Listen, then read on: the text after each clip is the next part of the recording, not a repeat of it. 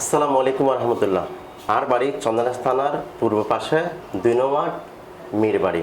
আর ভাতিজা মোহাম্মদ জাবরউদ্দিন হেফজখানার ছাত্র, বয়স 14 বছর।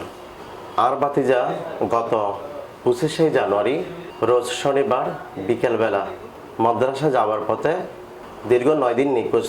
আর বিভিন্ন আত্মীয় স্বজনের কাছে বিভিন্ন জায়গা খোঁজাখুঁজি করানোর পর ওর আম্মারা লইরে চন্দনাইশ থানা একখান নিখোঁজ ডায়েরি করি।